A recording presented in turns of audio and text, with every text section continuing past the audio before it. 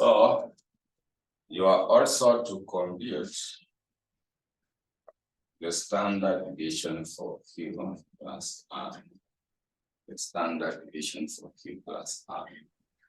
So this one, you get the weight for Q, 7 million divided by 13 million. So you multiply by 1.8. And also 6 millions divided by 13 millions. This one you multiply 2.3.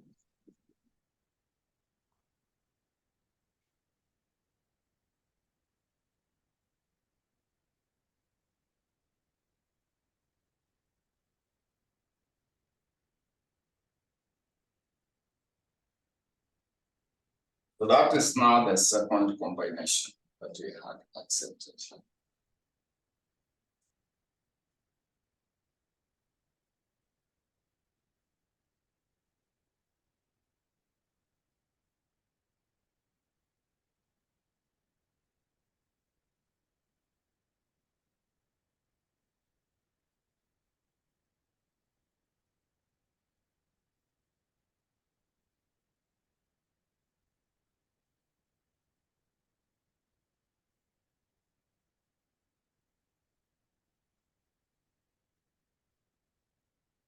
So now we go to the next combination that we had accepted.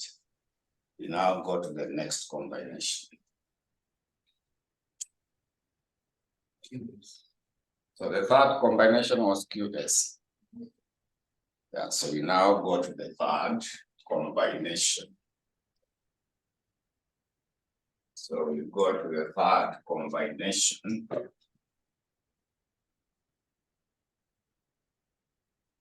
Which was supposed to be QS.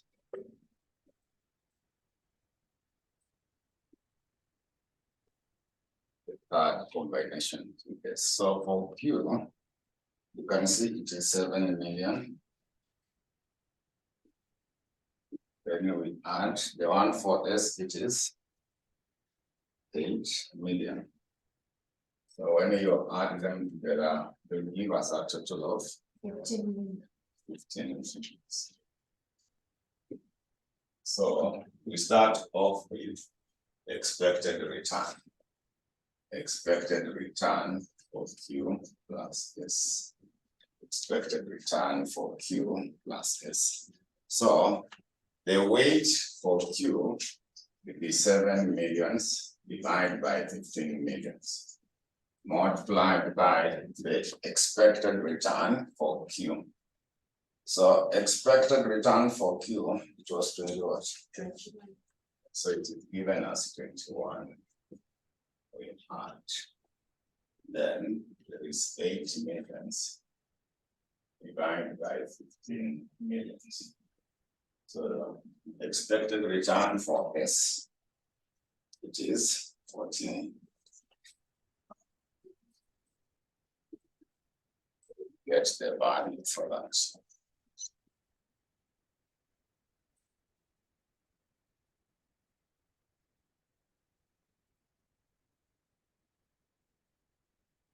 Then, apart from the expected return, you are also supposed to get the correlation coefficient between Q plus S. Correlation coefficient between Q and S. So you simply get the covariance between QS divided by the standard deviation for Q, multiplied by the standard deviation for S. So covariance for QS is 1.7. It's 1.7.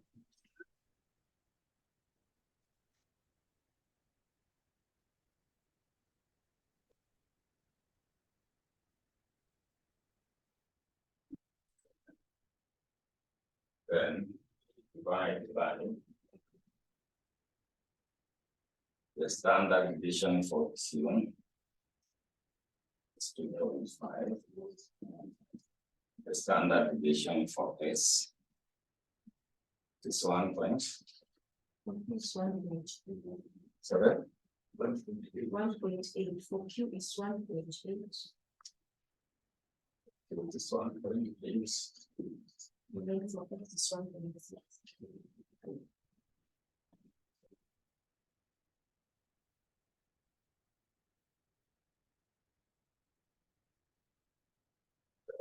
We shall now also be required to compute what is supposed to be the standard deviation for Q plus S.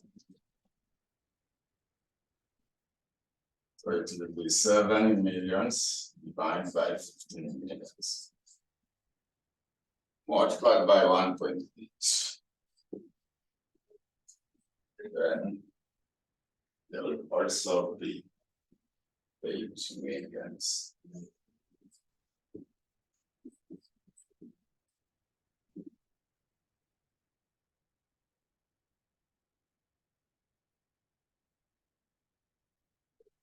So that was the third combination that we accepted.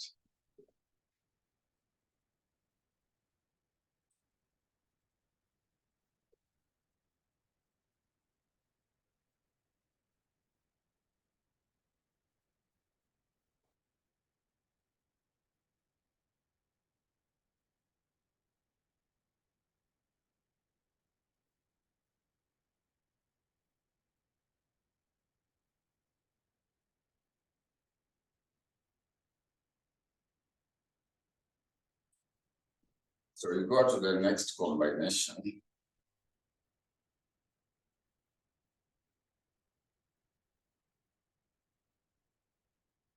The last combination that we accepted was which one? RS. So the last one is RS. The last one is meant to be RS.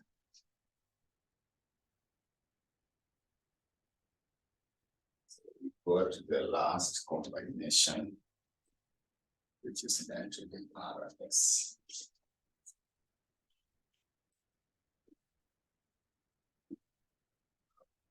So R,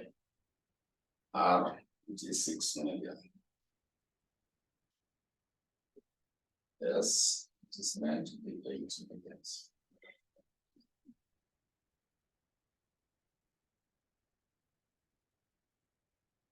So this should give us a total of 14.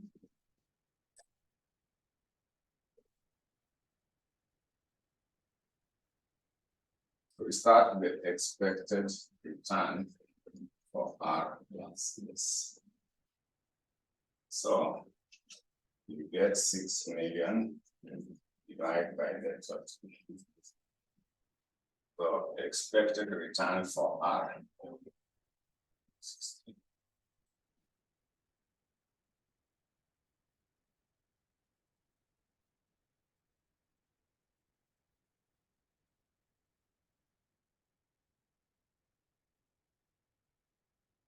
So S was which value?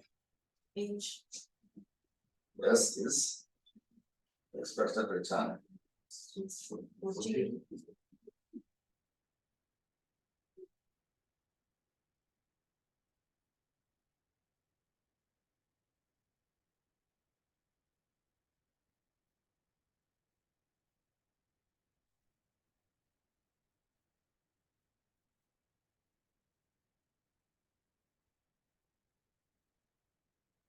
So that's not the expected return for R and S. So apart from expected return, you are also supposed to compute correlation coefficient.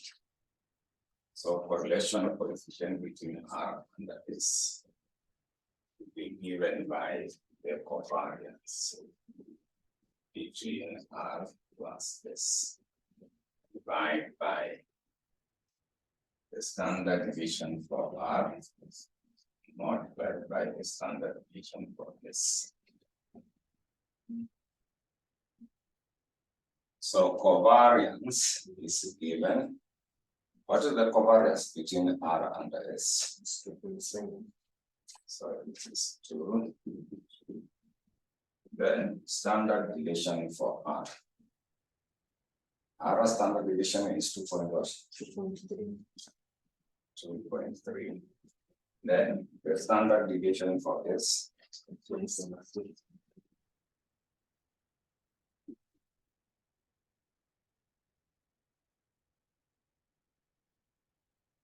Then we also compute the standard deviation for R plus S.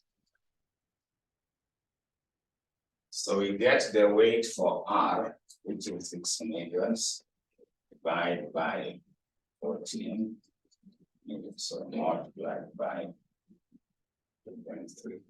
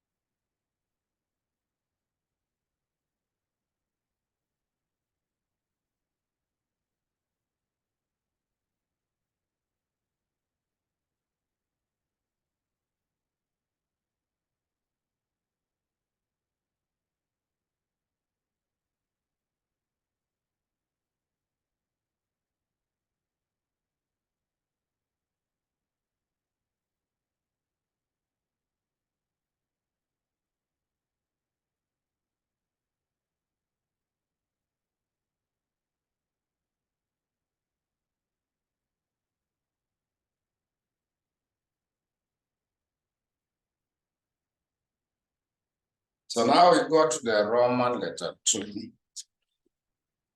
So Roman letter 2, they were asking you to advise the shareholders of Mali Investment Holdings on the optimal project pair based on the mean variance criteria.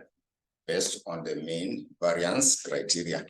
So let us first write something brief about what we mean by mean variance. What we mean by the mean variance. So it is mean variance or coefficient of variation. Mean variance or coefficient of variation. Mean variance or coefficient of variation. Mean variance or simply the coefficient of variation. So for the mean variance or coefficient of variation, to summarize that, it is the relative measure of the risk. It is the relative measure of the risk. It is the relative measure of the risk. Relative measure of the risk. And it indicates the risk per unit of return. And it indicates the risk per unit of return. It indicates the risk per unit of return. It indicates the risk per unit of return.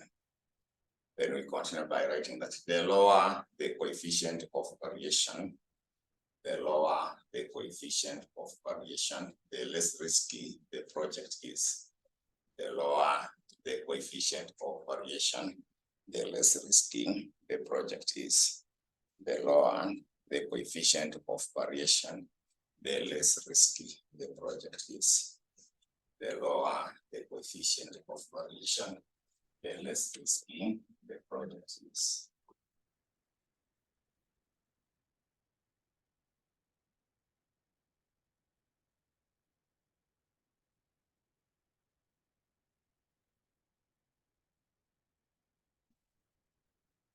So we want to see how to get the coefficient of variation or the mean variance. So we start with the one that we started in analyzing. Our first one was which pair? PR. So I want to get the coefficient operation for P plus I. Remember, we are going by what we did in analysis. So the first one was you want to get the coefficient of variation for P plus I. So it is supposed to be given by the standard deviation for P plus I divided by expected return for P plus I. Expected return for P plus I. So what do we have when you go back under that first combination, when you are analyzing it? What was the standard deviation for P plus I? 2.43. 2.43. Then what was the expected return for P plus I? We calculated 13.6. Yeah, you go to what we did under that first combination. We got what we did under the first combination.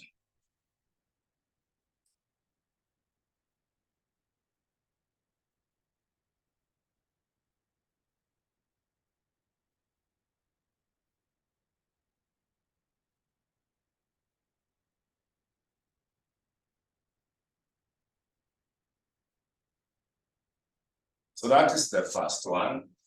We go to the second one. The second one, you want to get the coefficient of variation. The second combination that we dealt with was which combination? So there's Q plus P. No. Q plus I. Just Q plus I. So we get the standard deviation for Q plus I divided by expected return for P plus I. So what was the standard deviation for Q plus I?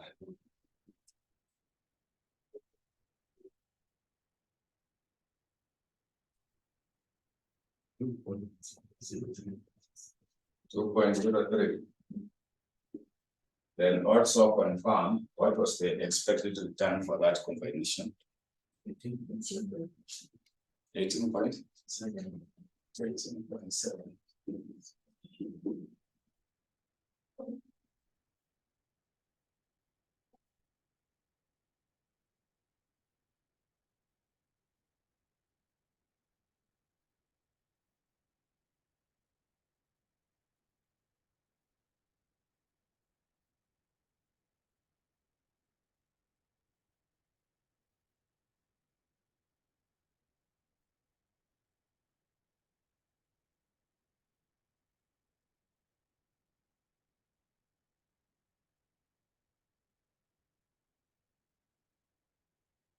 But the other combination was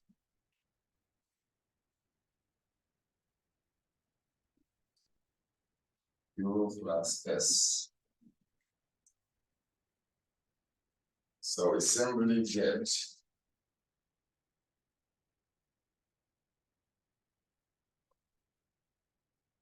divided by expected.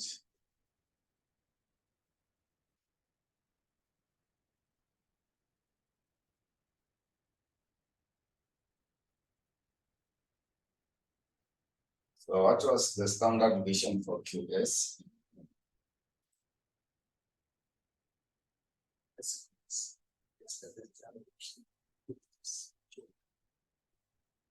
The second, yeah, not P. Is this correct? Yes. So what do we have as the standard deviation for QS? 7. 1.69. Then what was the expected return? 7.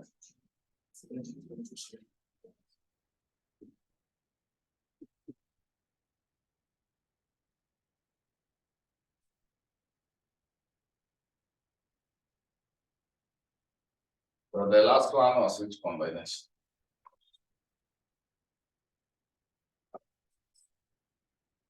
Brother? Plus S. So R plus S. So.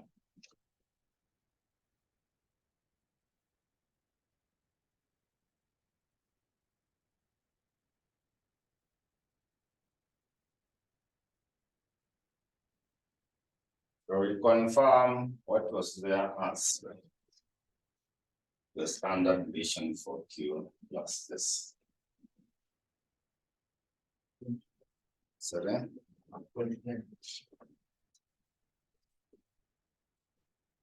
Then expected return. Just 6. 15.86. 14. 14.86. So we shall pick the one with the lowest coefficient of variation. Shall pick what?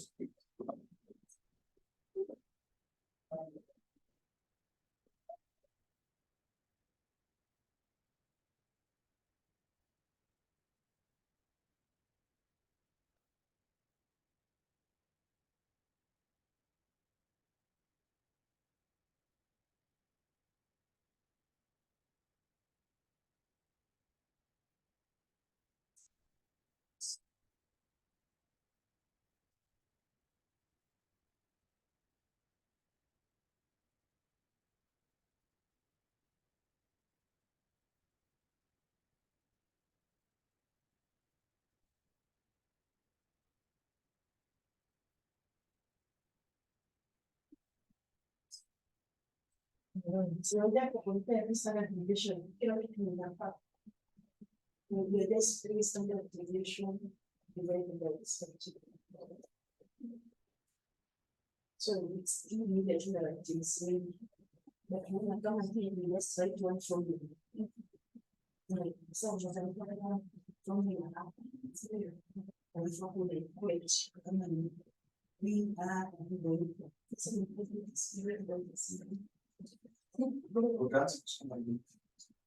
and so. We want to do the fun, now good children and that's the funding from Zoom. That's good. So yes, we are we can accept it, we can see on the sense. And then the whole student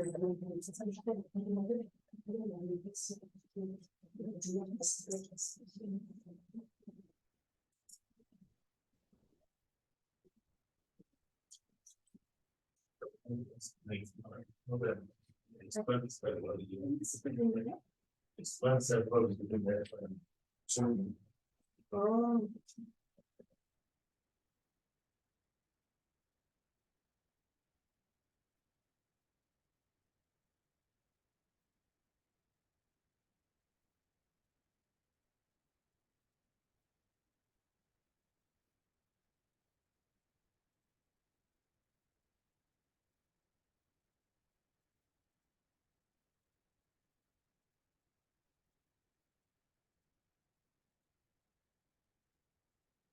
Wakati kwanza ni 0.1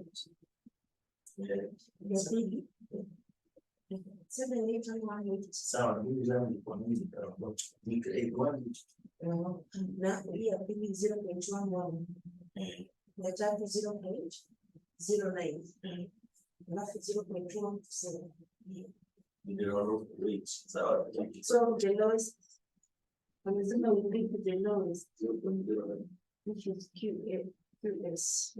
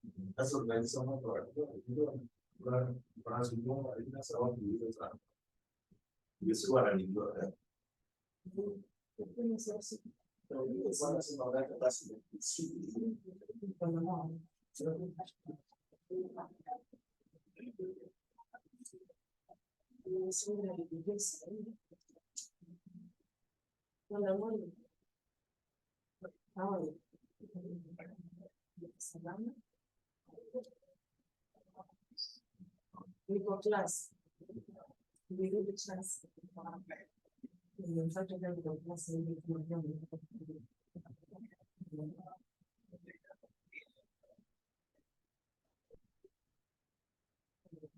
yeah, because around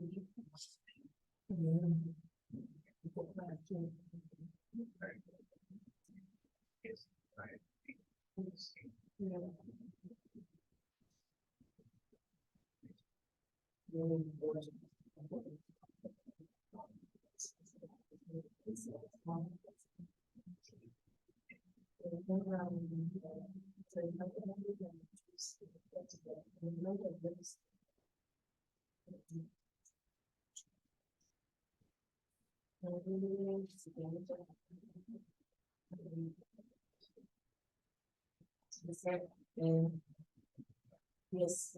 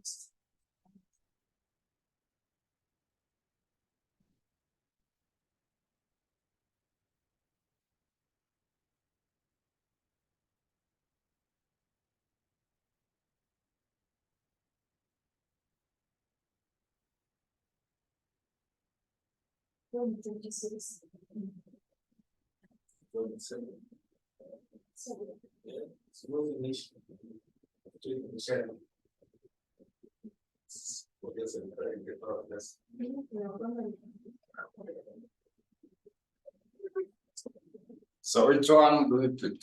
The one with the lots. Yes. So we can now make a conclusion that the optimal project combination will be QS. The optimal project combination will be QS. The optimal project combination will be QS, where the coefficient of variation is minimum. Where the coefficient of variation is minimum.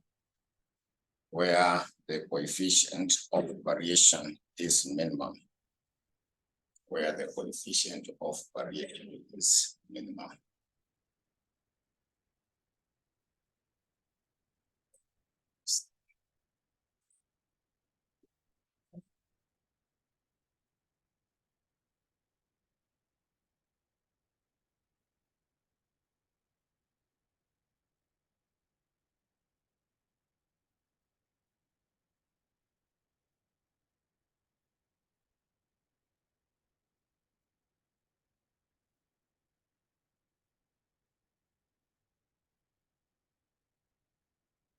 So that is now all about that portion. So let us now also look at the applications of CAPM. We can now look at the applications of CAPM. So where do we apply capital asset pricing model? We now look at the applications of CAPM.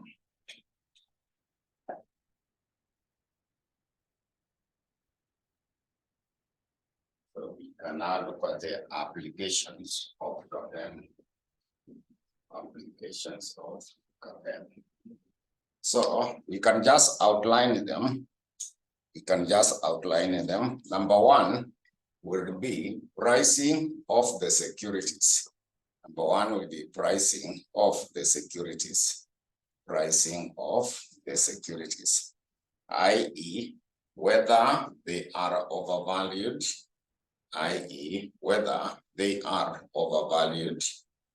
undervalued, or correctly valued. So pricing of the securities, i.e., whether they are overvalued, undervalued, or correctly valued. Whether they are overvalued, undervalued, or correctly valued. That's now number one, pricing of the securities. Then number two will be investment decisions. Number two would be investment decisions. Number two would be investment decisions. So for investment decisions, we write that it is applied to determine the discounting rate. It is applied to determine the discounting rate. It is applied to determine the discounting rate that will be used to determine the discounting rate that will be used to evaluate the capital investment. That will be used to evaluate the capital investment. That will be used to evaluate the capital investment. The next one will be cost of capital. The next one will be cost of capital. So for the cost of capital, we write that it is used to determine the cost of capital. It is used to determine the cost of capital, i.e., cost of equity, comma, cost of the debenture, and cost of the preference share. Cost of the debenture and the cost of the preference share.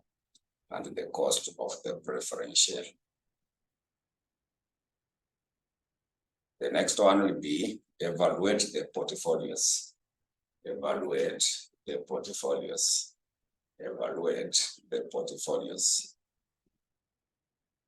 So under evaluate the portfolios, we write that it is used to evaluate the portfolio. It is used to evaluate the portfolio. In order to establish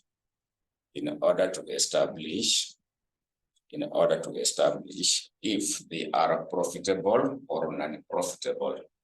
In order to establish if they are profitable or non-profitable. In order to establish if they are profitable or non-profitable.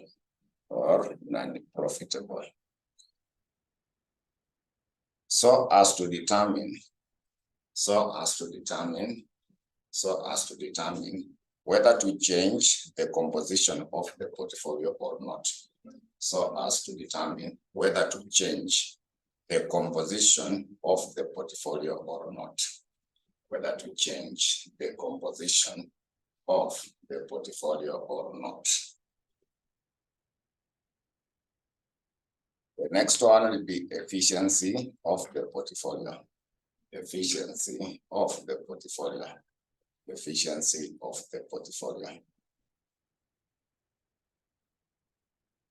So under that, we also write that it is used to determine whether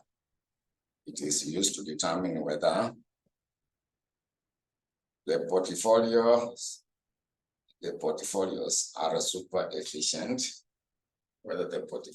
are super efficient.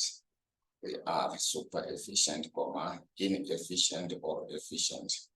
Whether the portfolios are super efficient, inefficient or efficient. So we can now look at the differences between portfolio theory and the CAPM. We can also look at the differences between the portfolio theory and CAPM. We now look at the differences between the portfolio theory and CAPM. So you can have one side portfolio theory, the other side CAPM. We can have one side the portfolio theory, the other side we can have it as CAPM. Portfolio theory, and the other side as CAPM. So number one on the side of the portfolio theory. Number one on the side of the portfolio theory is that it deals with the business or total risk. It deals with the business or the total risk. It deals with the business or total risk, i.e., undiversified portfolio. It deals with the business or the total risk, i.e., undiversified portfolio, i.e., undiversified portfolio.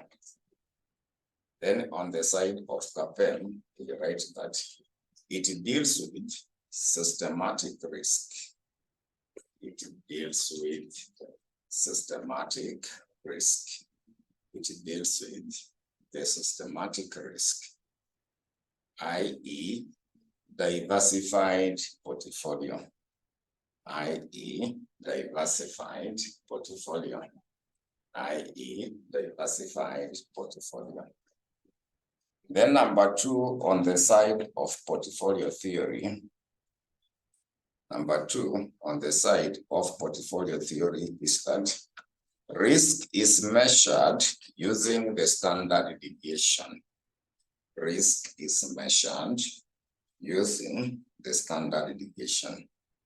Risk is measured using the standard deviation. On the side of CAPM, we write that risk is measured using the beta factor or coefficient. Risk is measured using the beta factor or coefficient. Risk is measured using the beta factor or coefficient. The beta factor or coefficient. Then number three on the side of portfolio theory. Number three on the side of the portfolio theory, we write that it uses the capital market line equation.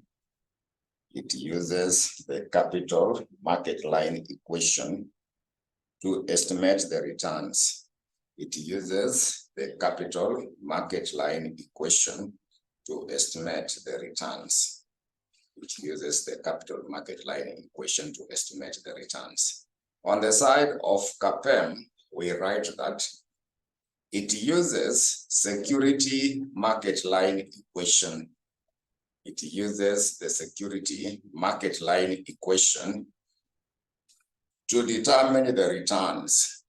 It uses the security market line equation to determine the returns. Then the next one on the side of the portfolio theory is that